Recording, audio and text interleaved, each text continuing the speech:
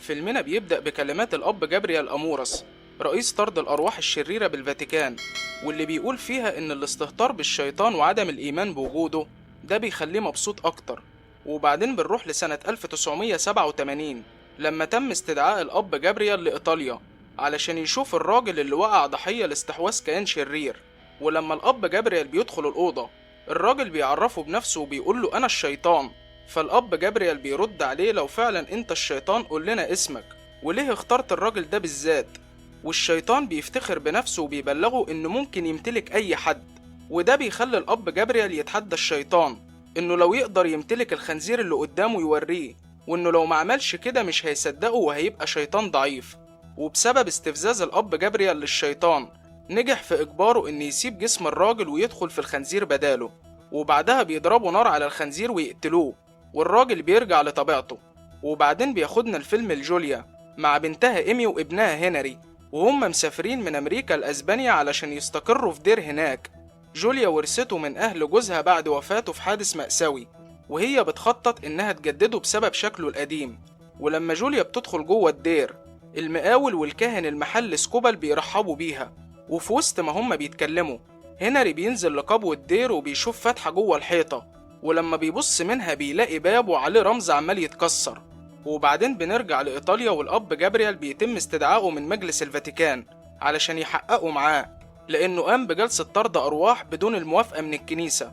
والأب جابريال بيقول لهم إنها ما كانتش جلسة طرد أرواح ولا حاجة، كل الحكاية إن الراجل كان عنده مرض نفسي وقدر يعالجه بوهمه إن الشيطان خرج منه ودخل جوه الخنزير، وإن 98% من الحالات اللي بيقابلها بتكون بنفس الشكل، و2% بس بيكونوا محتاجين جلسة طرد أرواح فعلية. والأسقف سولفان بيبلغوا إن الشياطين مش موجودة من الأساس، وإنهم اتفقوا في المجمع بإلغاء منصب طارد الأرواح من الكنيسة. والأب جابريال بيقول لهم أكيد القرار ده بسبب روزاريا اللي انتحرت وكتبت عنها في المجلة بتاعتي، وبيبلغهم إنه متعين كرئيس لطرد الأرواح من بابا الفاتيكان، وإن هو الوحيد اللي يقدر يعزله عن منصبه. تاني يوم العمال اللي شغالين في الدير بيسمعوا أصوات غريبة خارجة من القبو، وبالتحديد من نفس الفتحة اللي شافها هنري. ولما واحد فيهم بيولع فتيل علشان ينور المكان، بيحصل حريق مفاجئ والنار بتولع في العمال. وبسبب اللي حصل المقاول بيقرر إنه ما يكملش شغل في الدير خوفا على نفسه من الخطر.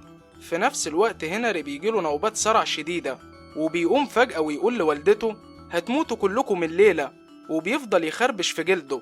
وبعد ما بيودوا هنري للمستشفى، الدكتور بيقول لجوليا إن ابنها ما عندوش أي أمراض، وإن كل اللي هيقدر يعمله إن هيكتب له على شوية مسكنات. بيجي الليل وجوليا بتدخل تطمن على هنري، لكنها بتتصدم لما بتلاقيه بيقول ألفاظ مش كويسة. ولما جوليا بتبعد عنه وهي خايفة، بتشوف كلمة الكراهية محفورة على بطن هنري، واللي بيقول لها بصوت غريب هاتيلي الكاهن دلوقت. وبالفعل جوليا بتجيب له الأب سكوبال، لكنه بمجرد ما بيدخل الأوضة الشيطان بيطرده ويرميه بره، وهو بيقول مش هو ده الكاهن اللي عايزه. في نفس الوقت الأب جابريال بيروح يقابل بابا الفاتيكان، واللي بيقول له سيبك من كهنة اليومين دول واللي مش مؤمنين أصلا بوجود الشياطين، لكن أنا وإنت واجهناه وعارفين قد إيه هو خطر على البشرية. وبيطلب من الأب جابريال إنه يروح لأسبانيا علشان يشوف حالة هنري، لأنه حاسس بشر كبير جاي من عنده. وبالفعل الأب جابريال بيسافر للدير وبيقابل الأب سكوبال، واللي بيعرفه على جوليا وإيمي، وهو بيقول لهم إنه أفضل طارد أرواح في الكنيسة. وبعد ما الأب جابريال بيدخل الأوضة على هنري ويفضل يصلي، هنري بيقوم فجأة وهو متعصب وبيقول له صلاتك ملهاش لازمة. ولما الأب جابريال بيستخدم رمز ديني وبيوجهه قصاد هنري، عيون الشيطان المستحوذ عليه بتظهر تحت عيون هنري.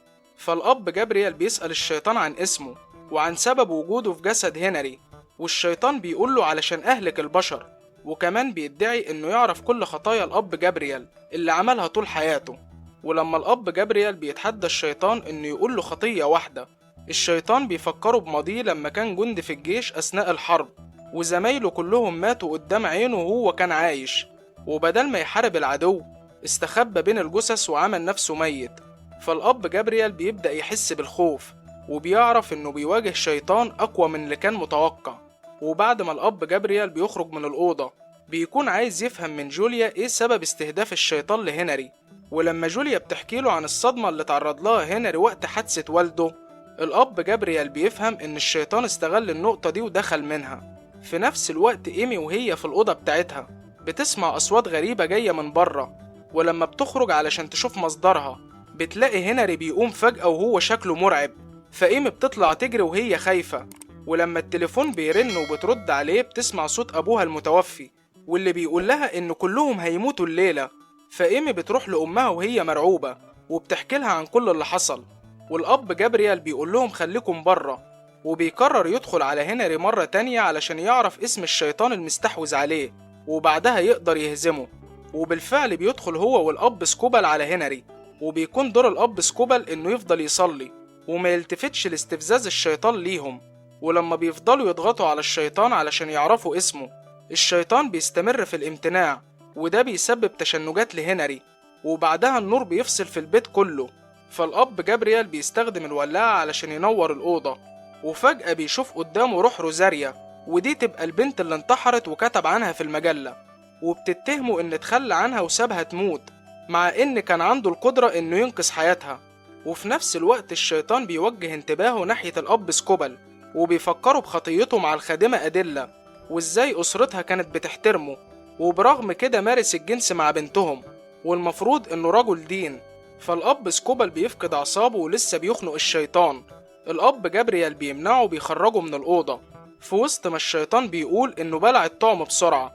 وبعدين الأب سكوبل بيفضل يبكي على خطيته، وبيقول للأب جابريال إن أديلا كانت عايزاه يسيب الكنيسة ويسافر معاها لكنه رفض.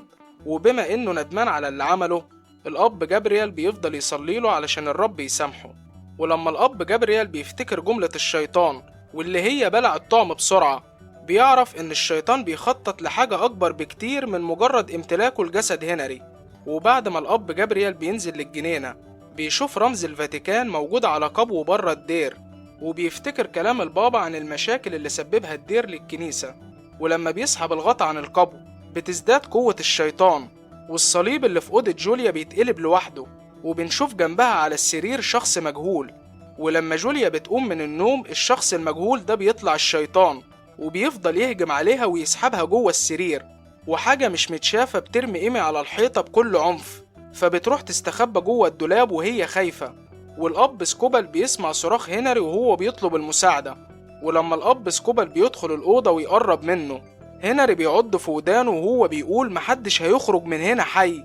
في نفس الوقت الأب جابريال بيلاقي بير تحت ختم الفاتيكان، ولما بيرمي شعلة نار علشان يشوف اللي جواه بيحصل انفجار كبير في القبر.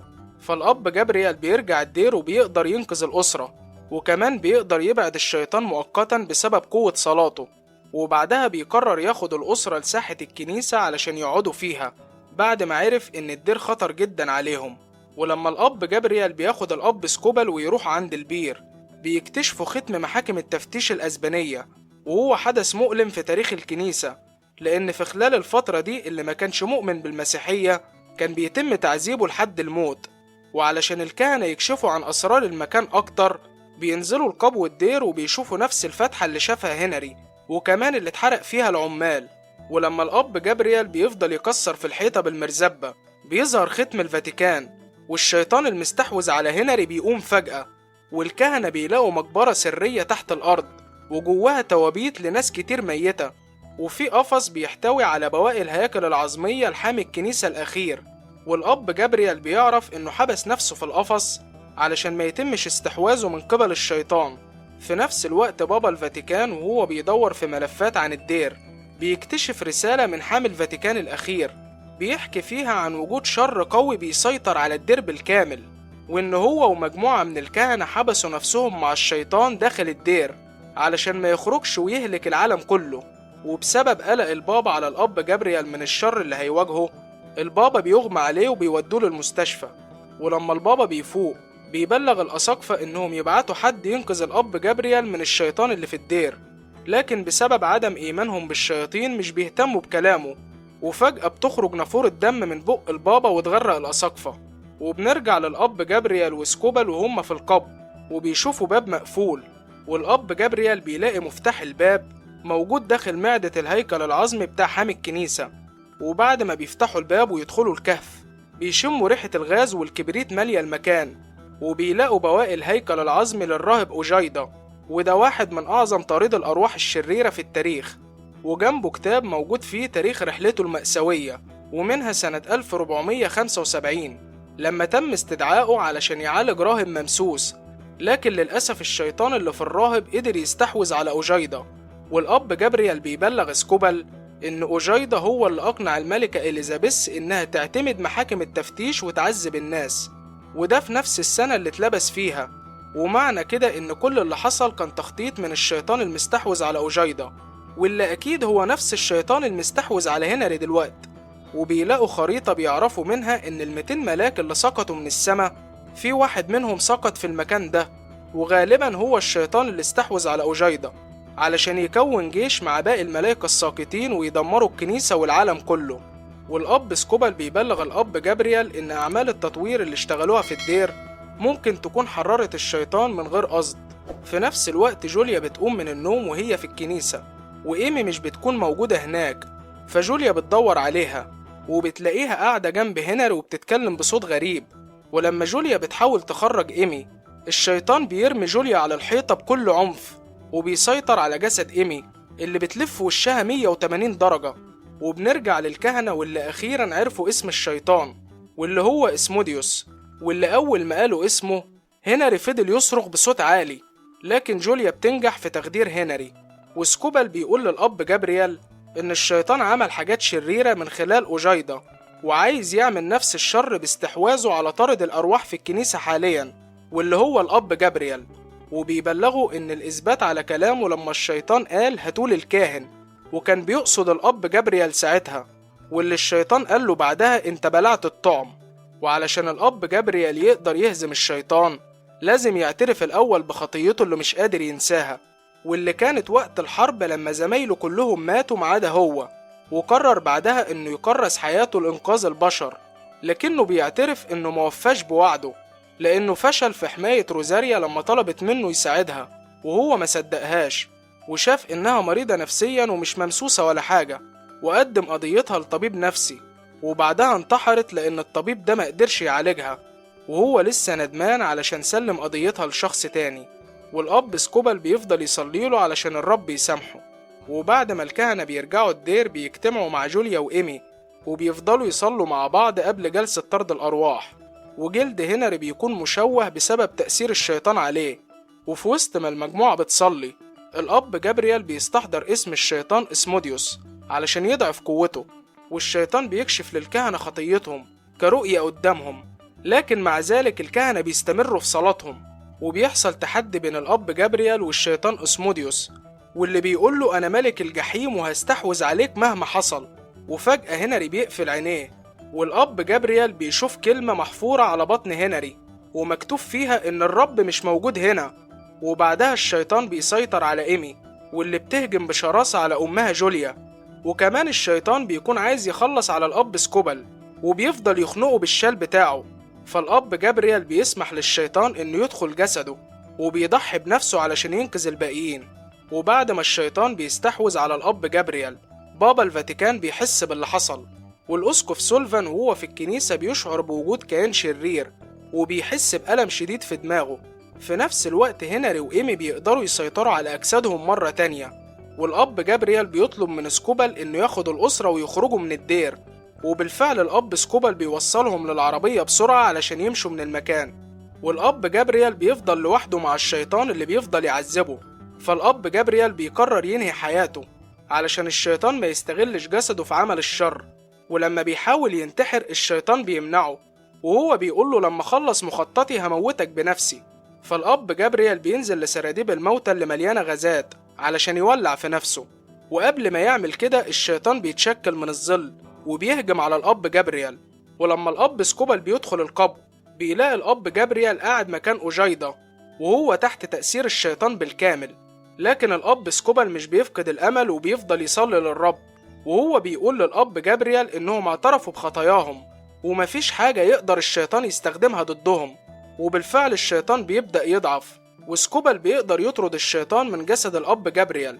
ومع ذلك الشيطان بيفضل يطاردهم بظهور أدلة قدام الأب سكوبل، واللي بتحاول تغرقه في البركة. لكنه بيستخدم عملة مقدسة وبيقدر يفجرها. والأب جابريال بيستخدم الصليب كسلاح ضد الشيطان اللي متشكل في هيئة روزاريا، وبيحدف الشيطان في بركة النار، واللي هي أصلا عبارة عن بوابة للجحيم. وبعد ما الكهنة بيتحدوا مع بعض وبيفضلوا يصلوا ويقروا الطقوس، بوابة النار بتقفل على الشيطان اللي بيرجع لمكانه في الجحيم.